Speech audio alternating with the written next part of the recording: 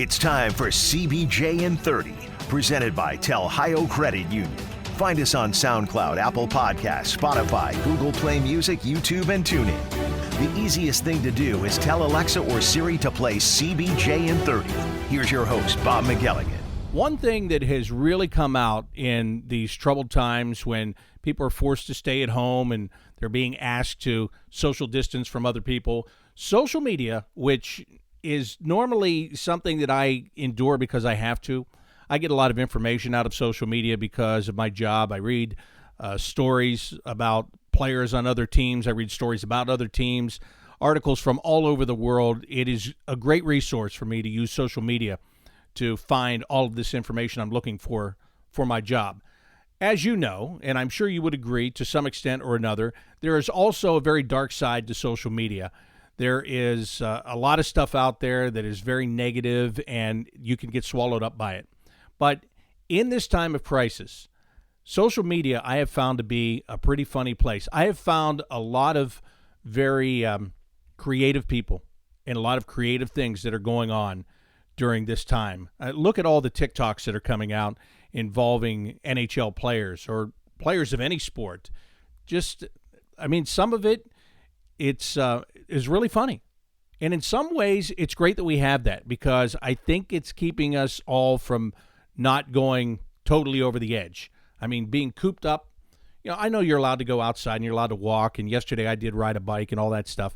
But not being able to go to work, not being able to go really anywhere except to the store, it can get monotonous and it can get to be a little bit much. So social media is a great outlet. It allows us to stay in touch with one another. It allows me to talk with Jody Shelley and Jeff Rimmer and Jean-Luc Grandpierre and Seth Jones and David Savard and all the people that we've talked to here in the last week, and we'll have more coming up this week for you. And that's all great about it. But there is a lot of creativity that I have found. As a matter of fact, I'm going to say this to you. If you have found something that you think is very creative, be it funny or it can be serious, if it's creative, just drop me a note on Twitter at BobbyMacSports, because more than likely, I guess I will have seen it, but there's a chance that I didn't see it, and I would like to. So let me know about any creative things that you run across on Twitter, Instagram, Facebook, whatever it is, because I'm enjoying that. I'm enjoying checking those kind of things out. And it's every day there's something new and something funny. So that is certainly one upside of this whole thing. Welcome to a Monday Mailbag edition of CBJ in 30, presented by Telhio Credit Union. Today, I'm going to answer your questions as I do each and every Monday. Thanks for still being there with the questions. I know it can get harder as time goes on and there are no games to talk about, but there's still plenty for us to talk about. And I've got some good subjects for you today that I'm going to go over and answer your questions on, all of that. It's coming up right after I tell you about Telhio Credit Union. And right now, in these uncertain times, money is a factor. It's always a factor, but right now, maybe you are, at home from your job. Maybe you're worried about what you have, what you need. And one thing that you can really sit back and take a little bit of time to think about is, do you have your money in the right place? These are the kind of times, when everything is going well, we don't even think about that. I tell you about it every Monday, and maybe you listen, maybe you don't. But in these times, it kind of comes to the forefront, right? Do I have my money in the right place? Am I doing the right thing? Is there somebody that can help me do it better? Well, Telhio Credit Union could be that place for you, and you should go to their website at telhio.org, and you should check it out, and you should see all of the different programs that they have for you, personally and business-wise, because they do it all there. They really do, and they're sticking with you through these tough times. They're right there. Their services are still available in one form or another. They've got all the information on their website as to how you can get answers to questions. There's a live chat option that you can use if you can't find an answer just by perusing the website yourself.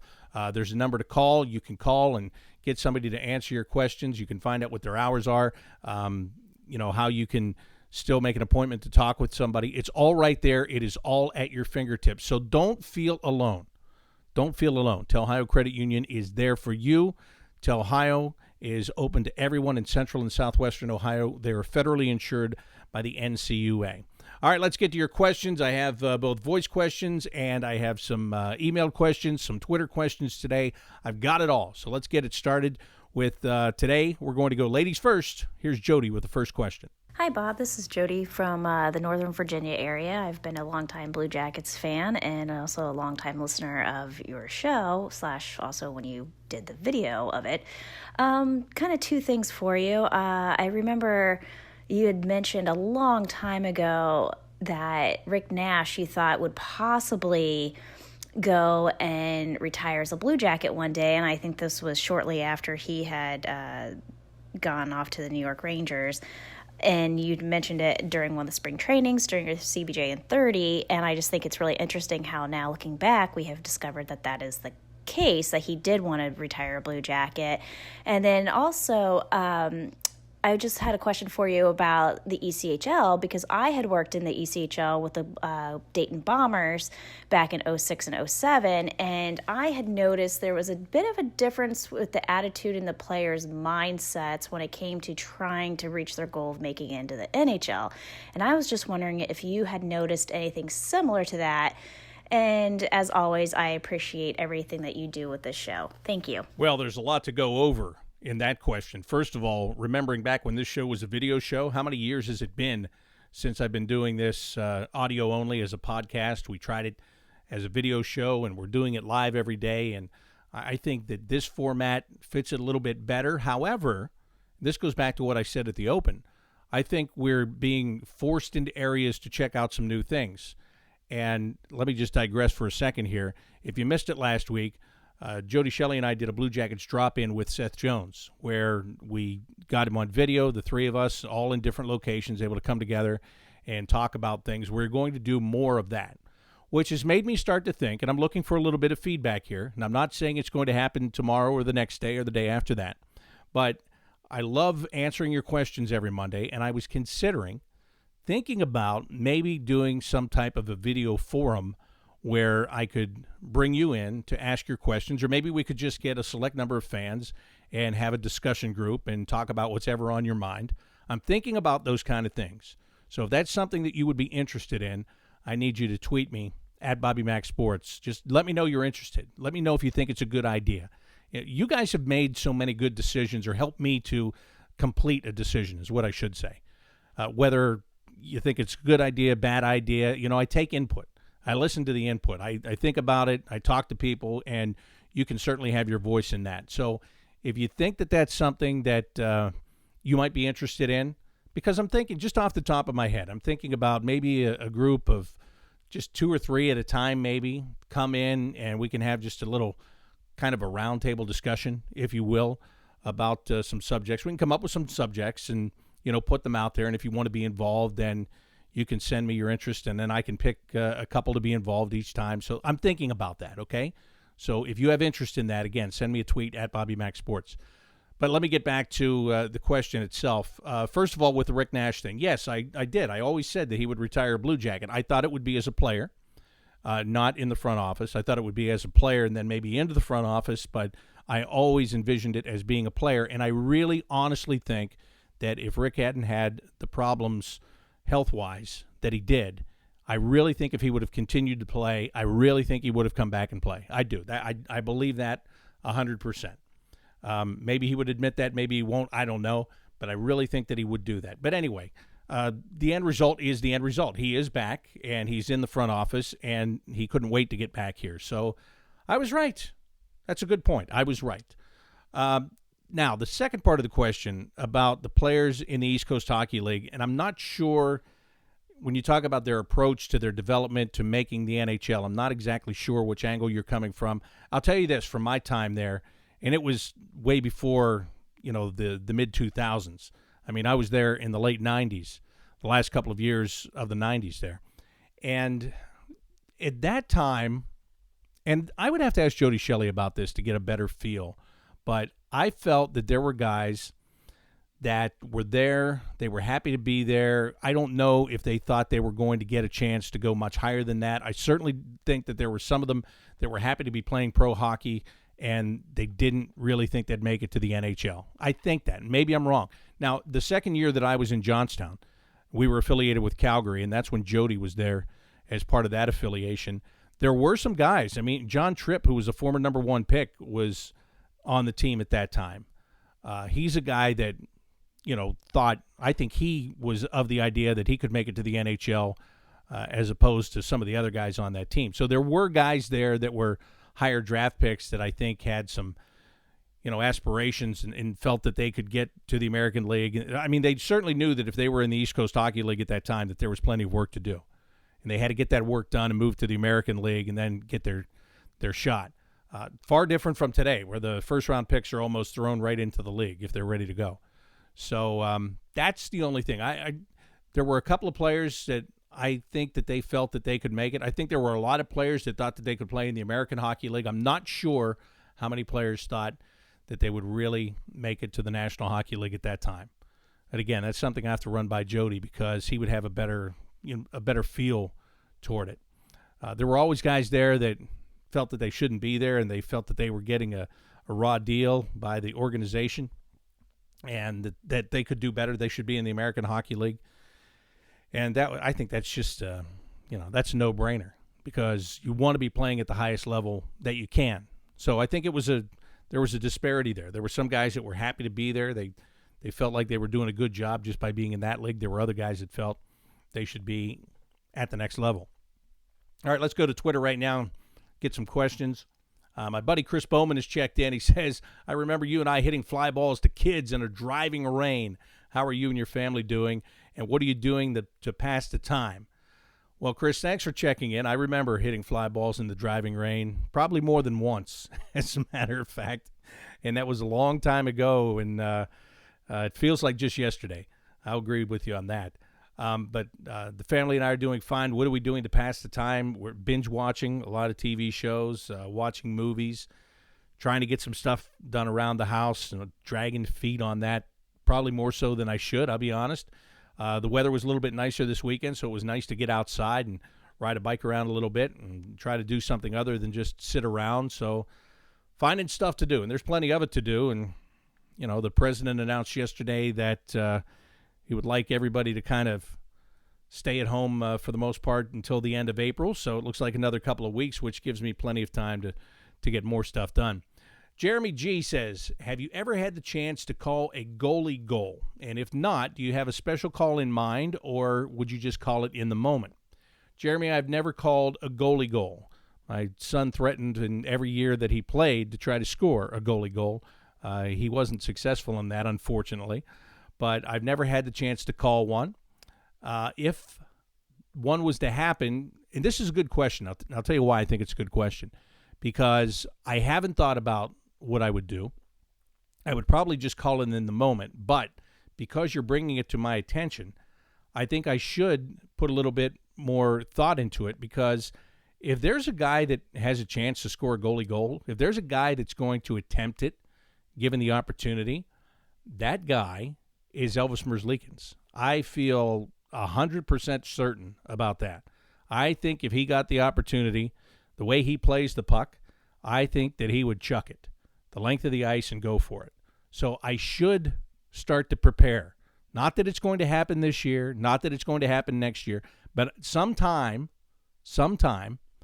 in his tenure here, he's going to try it. And I need to be ready for it. So thank you, Jeremy, for bringing it to my attention. CW says, what is the chance that the NHL lets teams play, let's say, 75 games and then calls the regular season over? With where the Blue Jackets sit now, do they make the postseason? And who is their possible first-round opponent projected to be? CW, I'm not even going to get into this from that standpoint because here's the deal. There has been no clarification as to what the playoff picture is going to look like. And if you read all of the reports and what the pundits are saying, it could be the regular 16-team format, or it could be as much as a 31-team format.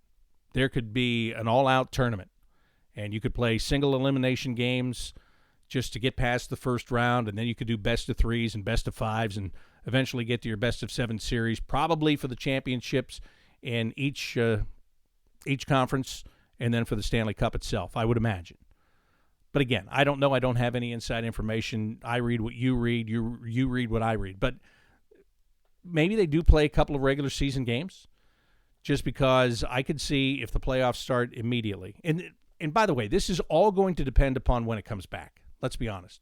Because if they can't get back until, let's say, late July, and there's only so much time, right? Everybody would like to play games that are meaningful before they get into the playoffs. But depending upon when you can actually come back, maybe they have that luxury, maybe they don't. Who knows?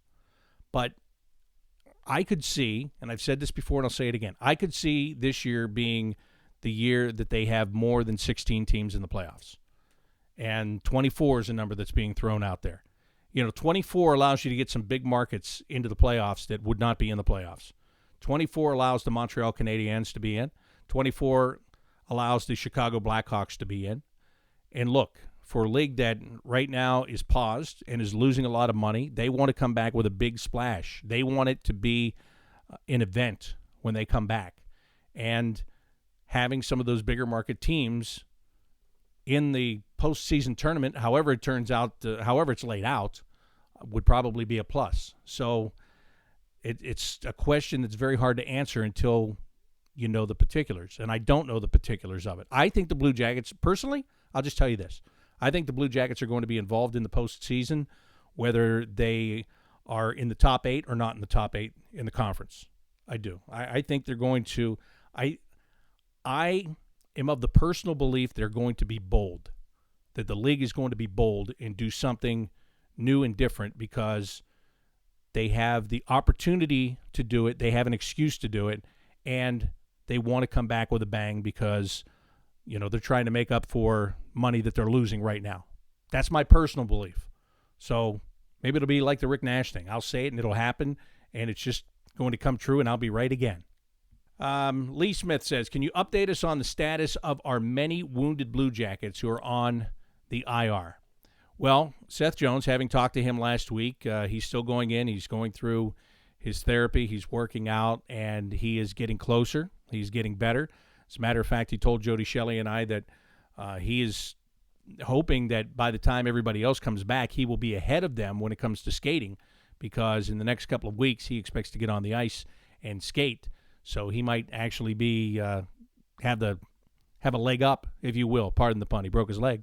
Maybe he'll have a little bit of an advantage on everybody else. Oliver Bjorkstrand is about 2 weeks behind him in the therapy for the same injury, and that's what he said. He said Oliver's paying attention to what he's doing because he knows he's going to be doing the same thing in 8 to 10 days.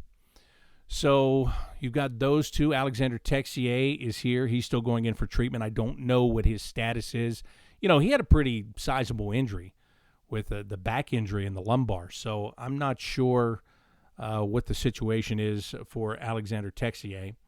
And I'm probably forgetting somebody. And Cam was ready to play, so I'm not going to count Cam on that list. So those are the 3 guys that I can tell you just a little bit about. Jared in Strongsville says, my question is, why don't the Blue Jackets do more to promote their team in Cleveland and Northeast Ohio? Cleveland's a great hockey market. We have the best boys high school team in the state with Cleveland St. Ignatius, and the Monsters are very popular and they draw large crowds.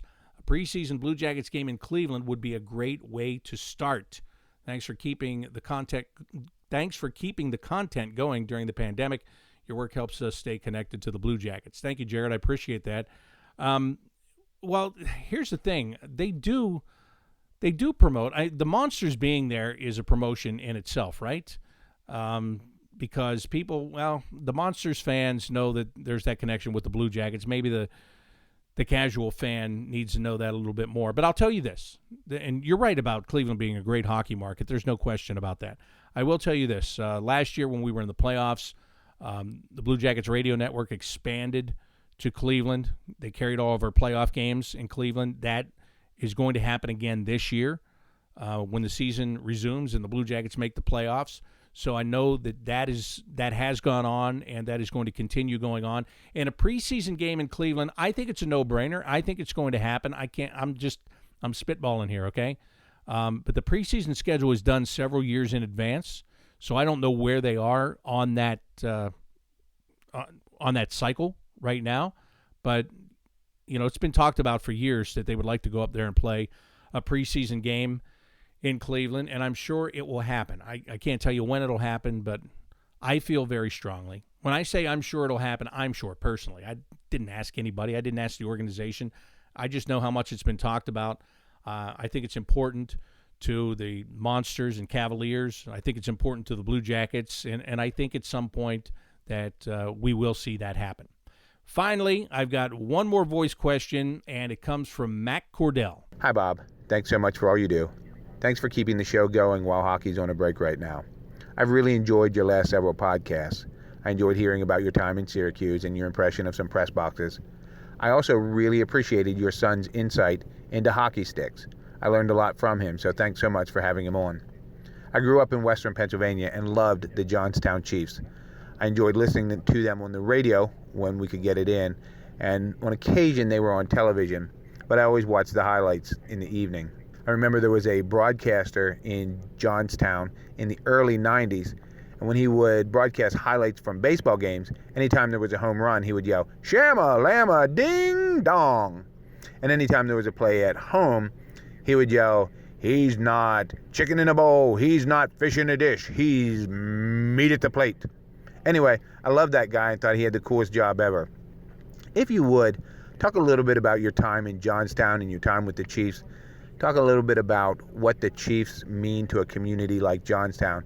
They're not a big league city, but they love the Chiefs and they love hockey there. So if you would, talk a little bit about that. Thanks so much. Well, Mac, thank you very much for that. I wish I knew that sportscaster's name so that I could tell you a little bit more about him, but I'm not sure who that was. You see, I grew up in Somerset, Pennsylvania, which is about 30 to 40 minutes from Johnstown.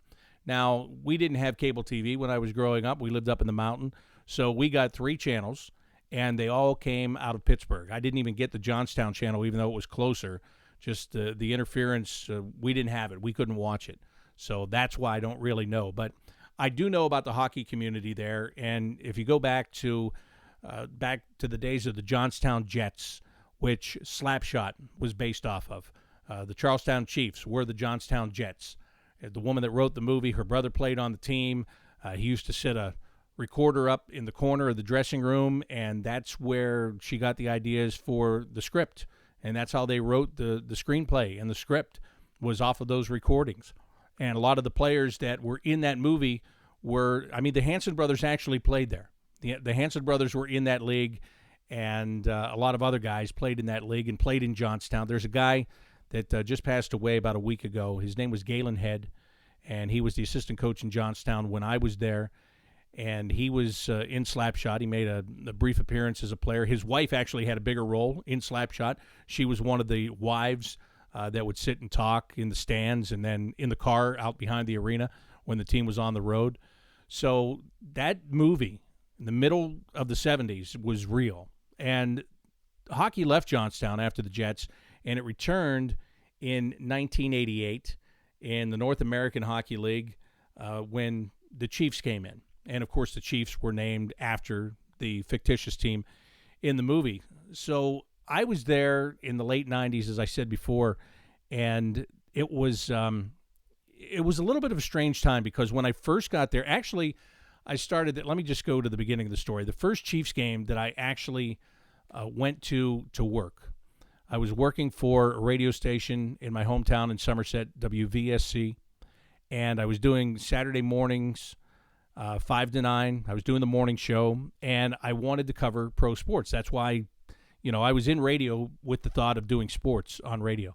So I got a press pass, and I went down, and I was covering the games. And the gentleman that was the general manager of the Johnstown Chiefs at the time, his name was John Daly. He had been around in the Johnstown hockey community for a long time. By the mid-'90s, he was an older man. He was a slender guy, wore glasses. They were a little bit tinted, so, it looked a little bit like he was wearing sunglasses inside at times. Smoked cigarettes like crazy. And he was a guy that had a reputation of being tough. But I found out a little bit later that he was really a very nice man. He wasn't as tough as the perception was on the outside. But I started to cover these games, a very small press box in Johnstown, and it's so small that there was an auxiliary press box. And what that consisted of, it was a bay where there used to be a spotlight. So it was a very small area, but they took the existing press box, they cut a door on the end of it, and they ran a ramp out that door that connected with that little basket where the spotlight was, and that was the auxiliary press box. So when I started going there wasn't enough room for press other than the local beat writer for the paper, 2 booths for the radio guys, and there was a video guy, and then on the other end of the press box there was that's where they ran the scoreboard. And did they do music at that? Yeah, I guess they did. I don't know if they did it from there. They had an organist. So anyway, the space was taken up. I was in this auxiliary press box, and I would sit out there and I would keep to myself, and I would basically do mock play-by-play because that's what I was trying to figure out how to call the game. And then when I would go to work on Saturday morning, I would do a report. So that's how I started going there. One of my favorite stories is one day I was out there and I was keeping to myself, and I had gotten to know the guys, the off-ice officials that were in the main press box. I knew their names, and I would say hi. There wasn't a lot of conversation. But one day they were short on off-ice officials, and they came to me and they said, could you help us with plus minus? And I said, sure, because, I just wanted to be there. I wanted to feel like I belonged. I wanted to do anything that I possibly could. So they said, listen, here's the thing. All you have to do is, here's a blank piece of paper and a pencil. Just write down at all times what players for the Chiefs are on the ice. I said, okay, this should be easy. So the guys come out to start the game. You write down the 5 numbers, and the game starts going on, and then you see there's a line change. You write down the next 5 numbers, and you're going on and on. All of a sudden, you start getting into the game, and a guy's coming down the wing to take a shot, and I'm saying to myself, oh, when did he come on the ice? Oh, my goodness, I'm not paying attention. And so I'd have to hurry up and scribble down who was on the ice and hope they didn't score. I hope I got it all right. That's probably why to this day, plus minus is something that I poo-poo a little bit more than other stats, because I probably didn't have it right that game. I probably missed 2, 3, 4. Who knows? Who knows how many guys got a minus that didn't deserve one because I didn't have it right that day. But it was fun and it was different, and I felt like that I belonged. And then when I went back there and I got the job as the mascot, and those same guys I would talk to, I'd go up there before the game and talk to those guys. When I was the radio guy, I was around them the entire game, obviously. So they did become friends. At first, they were just acquaintances and guys that I knew their names, and by the time that I left there, they were all friends. They were all older gentlemen. They had done it for a long, long time. They just loved being around the game, and that's Johnstown. And that's why that team was so important to that community, because just like the movie, after the steel mill closed, they didn't have anything. I mean, the town was deteriorating, and they were looking for any glimmer of hope, and having a pro hockey team in that city was a big deal, was a really big deal. And, as long as the Chiefs were there playing in the ECHL, it was something. And every year you didn't know. I remember when I left to go to Syracuse, I distinctly remember being in the press box, cleaning out my booth, and our video guy was there. And he said to me, are you sure that you want to go to Syracuse? Because they had won like literally 18 games the year before. They had a split affiliation between Vancouver and Pittsburgh, and they had won like 18 games total. And he said, are you sure you want to go there? That team might not be there a year from now. And I looked at him and I said, what is the difference from here? Because it really was like that movie. Every year, you got to the end of the year and you wondered if they were going to come back. And they would come back. And they finally got some local ownership, which was great. The local TV station actually bought, the guy that owned the local NBC affiliate, bought the team. That gave it stability for the years that I was there as the radio guy, for sure, and a couple years thereafter. And then as soon as it got sold, well, that's when the turmoil began again, and eventually they ended up moving it.